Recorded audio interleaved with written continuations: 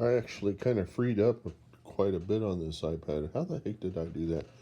At some point, I found out that stuff that had that, that thing on the iPad that offloads your apps when you're not using it, which I have on this thing, it doesn't offload the data. You have to actually go in there and specify you want the data to be deleted.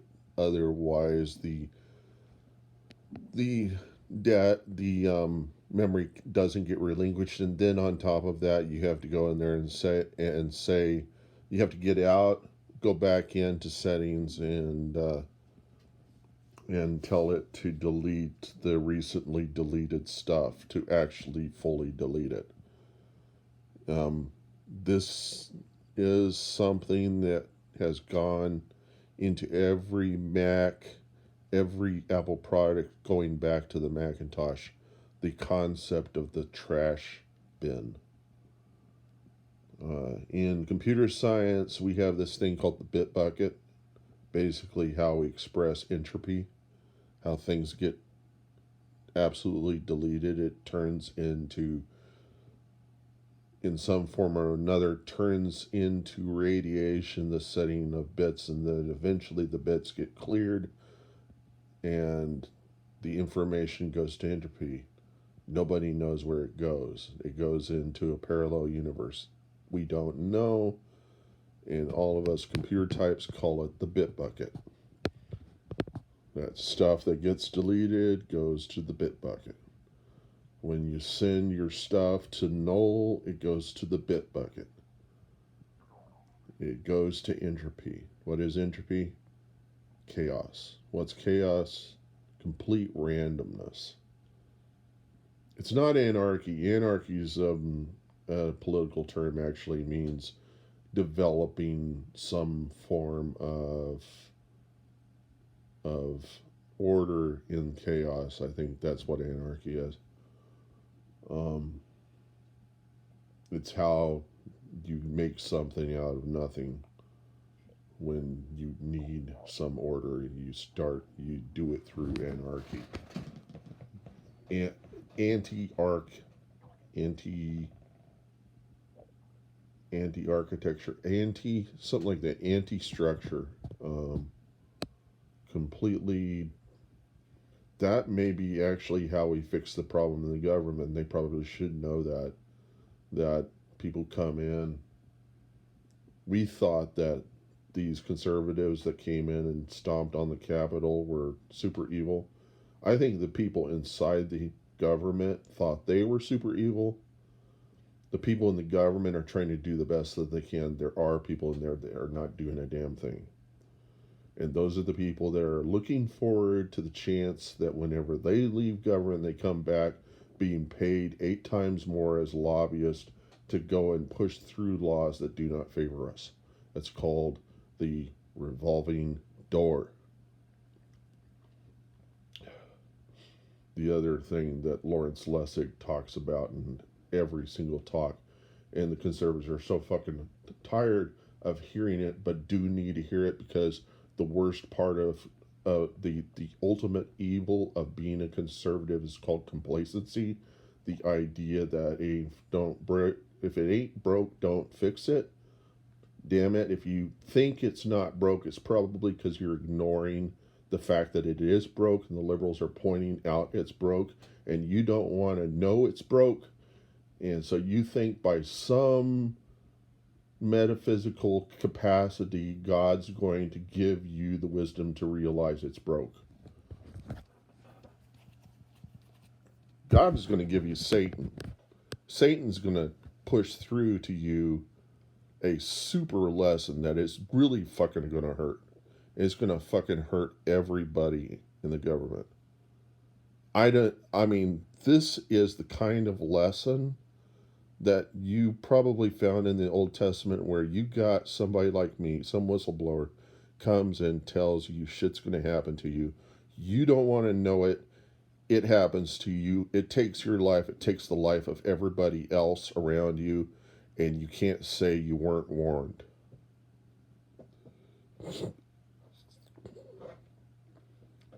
that first stomp on the grounds,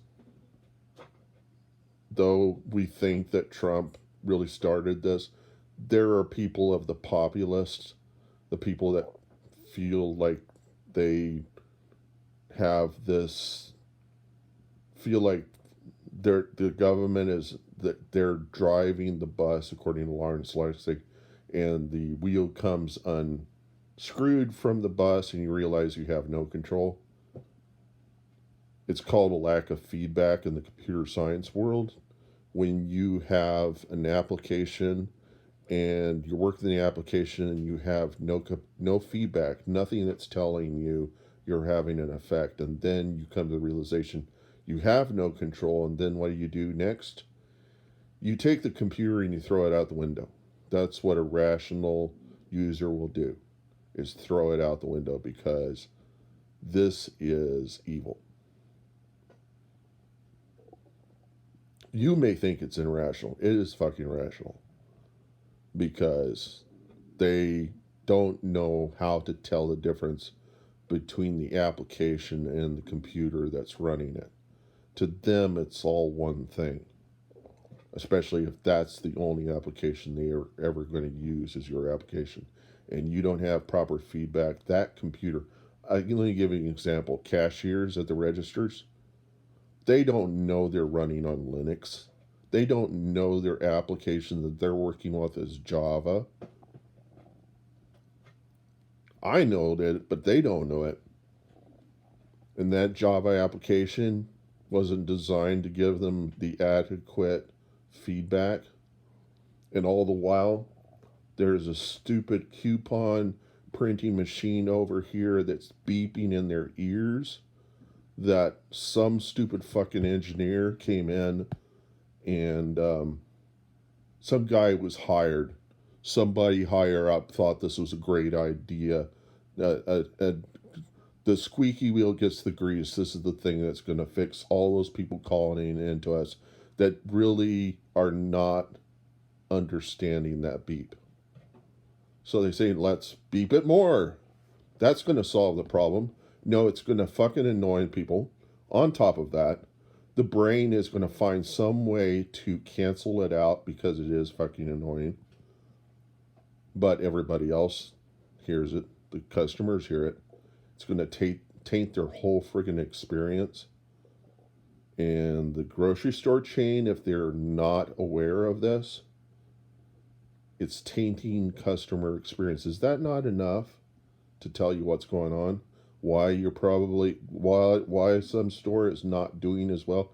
And then you're going to shovel a policy off to the cashier to let them know that they need to change the paper on that stupid device, when they really don't have the capacity to do that fast enough, because you're telling them to process customers super fast. You're telling them to multitask whenever you can't even multitask. And they've done research and studies.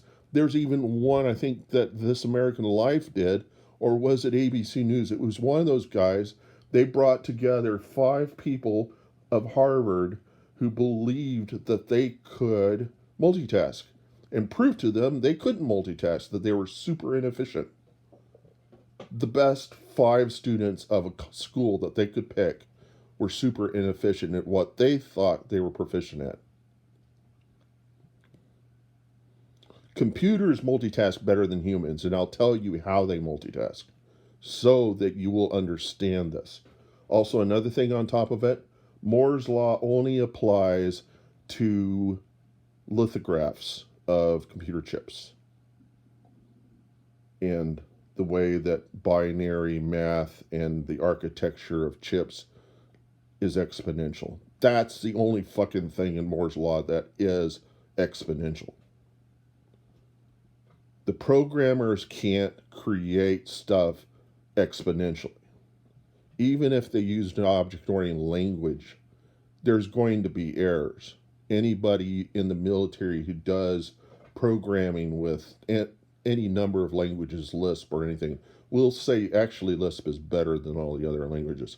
But they will say in C, the metric that they tell you in college, anything over 10 lines of code is going to have errors. of some form or another. Semantic, syntactical, logical errors, um, errors through the imperative nature of C. I think that's the word to use, where you've got this global variable that you're using that you can't guarantee its state, and it's fucking shit up, and you cannot tell how it's happening because you lack the absolute perception and the capacity to really cognate on it while your boss is stressing you out over the fact that it's not working, and the stress is causing you to go into fight or flight mode, and on top of that your cognition, your brain's flying out the window, you're in fear for your life, your immune system's down, you get COVID, you spread it to everybody else in the company, everybody dies because they're also super stressed. If you go and look at the source of COVID, they believed it came from people who were collecting together animals in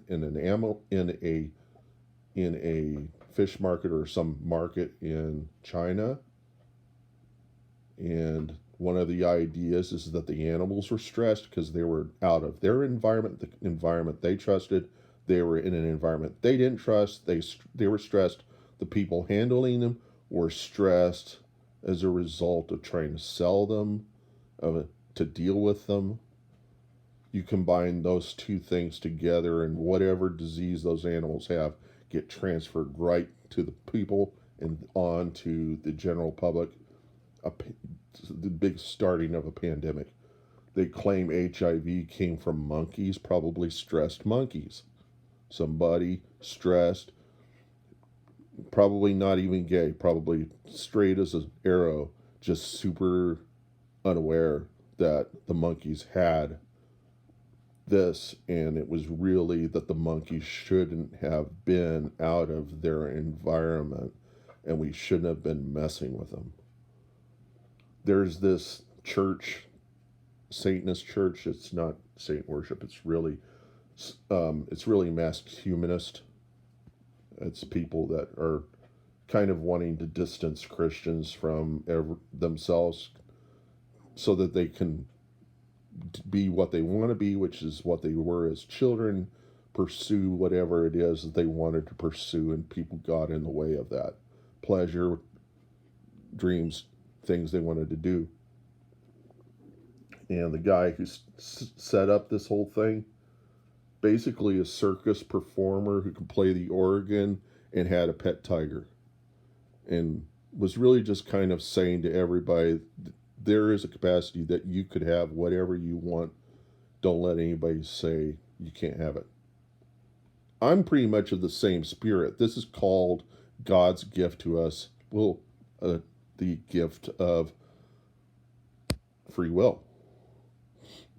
God gives us free will so we will maybe at the end of this realize that we really don't know what we want, and God gives it to us, and we find the truth.